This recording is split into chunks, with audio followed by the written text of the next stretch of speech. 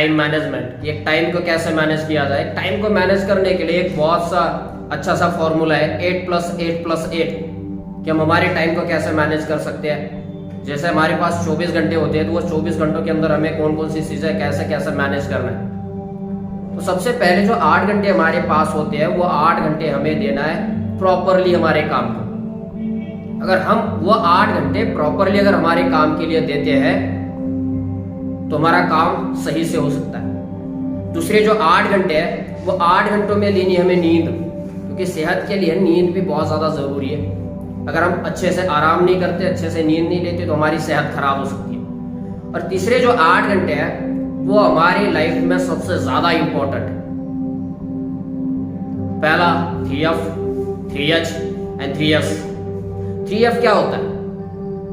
Family, friend and faith. 3H health, hygiene and hobbies. और 3S soul, service and smile. ये 3 चीजें बहुत ज्यादा जरूरी है हमारे लाइफ के अंदर। मुझे लगता है अगर हम इस फॉर्मूले के साथ अगर कोई भी काम करने जाते हैं तो हमारी सेहत भी अच्छी रह सकती है, हमारा काम भी हो सकता है और हम हर एक काम परफेक्टली कर सकते हैं। वैसे 1928 में एक सर्वे हुआ था।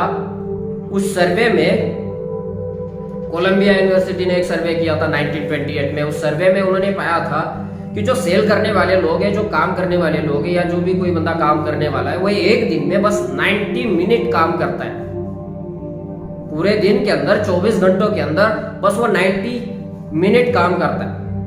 2014 में उन्होंने दोबारा सर्वे किया। 1928 से लेकर 2014 में उन्होंने दोबारा एक सर्वे किया तो उस 2014 में भी वही नतीजा निकल के आया कि 90 मिनट 38 सेकंड।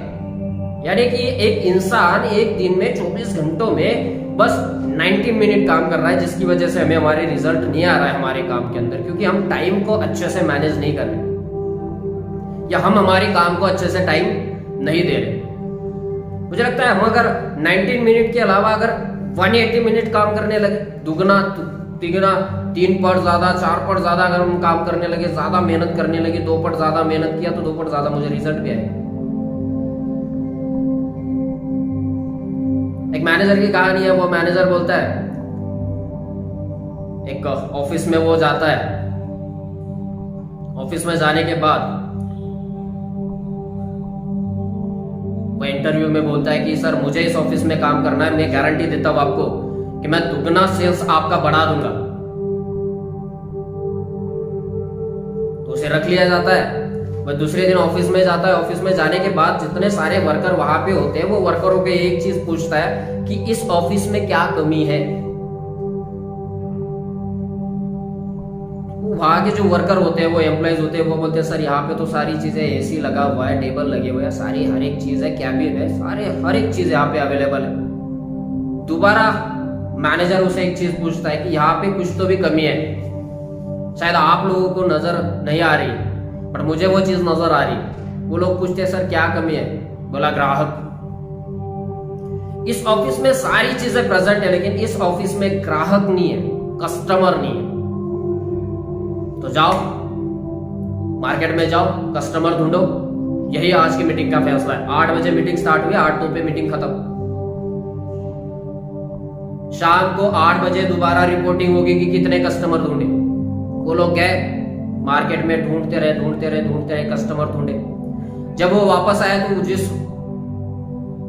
जहां पे टेबल लगे थे उनको बैठने के लिए, वो मैनेजर क्या करता है, वो सारे टेबल एक कैबिन में रख देता है ले जाकर। वो वापस आते हैं, वो देखते हैं कि सर ऑफिस कहाँ है, ये क्या हो गया। तो मैनेजर उसे उन लोगों को बोलता है कि बैठने की जरूरत ही नहीं है, कस्टमर नहीं है तो बैठेंगे क्यों। जाओ मार्केट में जाओ and find the customer. Customer ढूंढो, जब तक कस्टमर नहीं मिलते तब तक नहीं आना। जितना स्टाफ था उतने स्टाफ में से 22 लोग उस ऑफिस को रिजाइन कर देते कि हमें नहीं करना। बट जितने लोग बचते 50 के स्टाफ में से, वो लोग उस कंपनी को, उस ऑफिस को, उस कंट्री में, जेरोक्स कैलिफोर्निया, उस कैलिफोर्निया कंट्री में 3 साल में वो ऑफिस नंबर 1 पे आता है।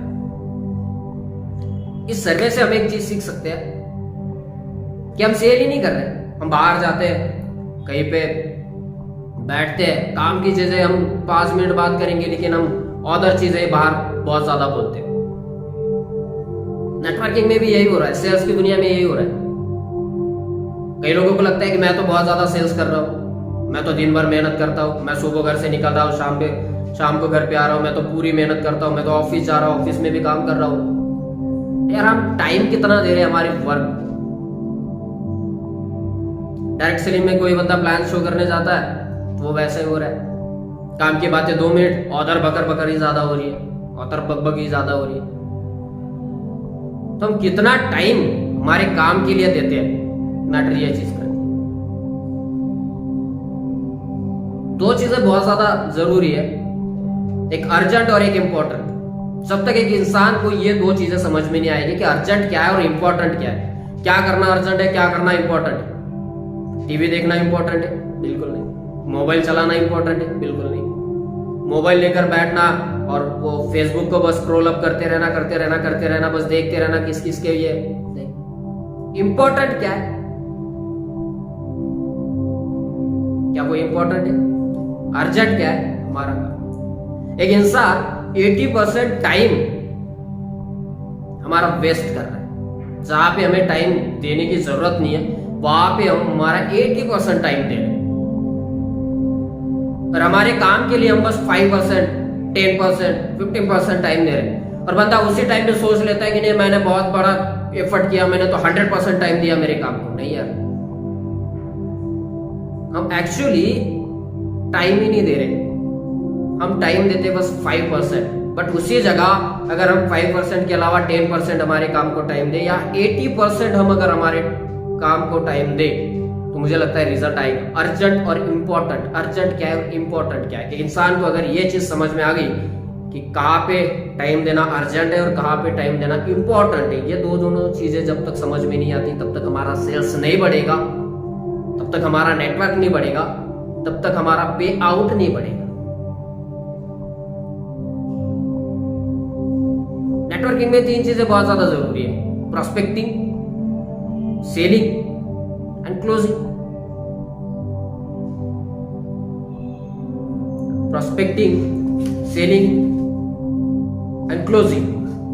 प्रोस्पेक्टिंग, जब तक एक इंसान हर एक टाइम एक ही काम नहीं करेगा, जब तक वो फेस टू फेस किसी को फेस नहीं करेगा, हर एक टाइम उसे बस एक ही काम करना पड़ेगा, प्रोस्पेक्टिंग, प्रोस्पेक्टिंग, प्रोस्पेक्टिंग। जितना ज्यादा टाइम वो अपने प्रोस्पेक्टिंग को देगा, जितना ज्यादा टाइम वो अपने सेलिंग के लिए देगा, उतना ज्यादा उसे बेनिफिट मिलेगा, यानी कि उतनी ज्यादा उसे इनकम मिलेगी, उतना ज्यादा उसे पे आउट आएगा।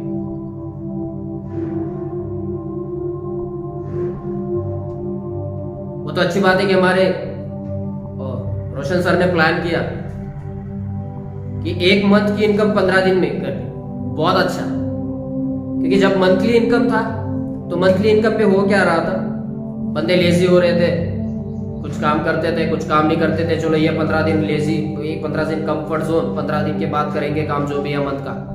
बट वो चीज बहुत अच्छी हुई कि 15 दिन में इनकम हुई, क्योंकि लोग भागते हैं 8 दिन में, 8 दिन तो चले गए भाई, 8 दिन में काम करना है, 2 दिन चले गए भाई, 2 दिन में काम करना है, यानी कि आग लगती है काम।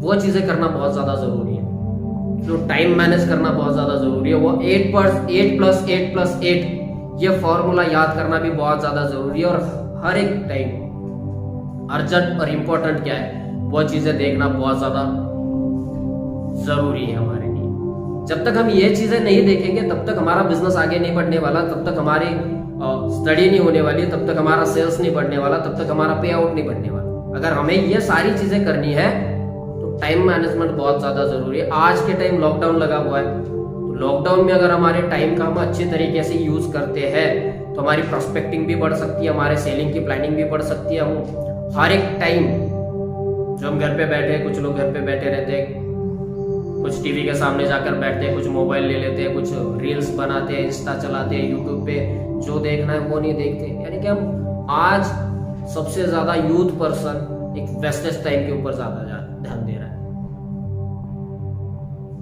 मुझे लगता है वो टाइम हम अगर हमारे काम के लिए दे तो हमारा सेल्स दुगना बढ़ सकता है, 3 पट 4 पट 5 पट हमारा सेल्स बढ़ सकता है। तो आखिर में मैं यही बोलूंगा कि टाइम मैनेज करो, 8+8+8 का फॉर्मूला यूज करो, अर्जेंट और इंपॉर्टेंट को समझो कि अर्जेंट क्या है और इंपॉर्टेंट क्या है। तुम्हारी लाइफ अच्छे से सेटल होगी और हम हमारे काम के अंदर आगे भी जा सकते हैं और हमारा पे आउट भी बढ़ सकता है। अगर पे आउट बढ़ सकता है तो हमारे ड्रीम्स भी कंप्लीट हो सकते हैं।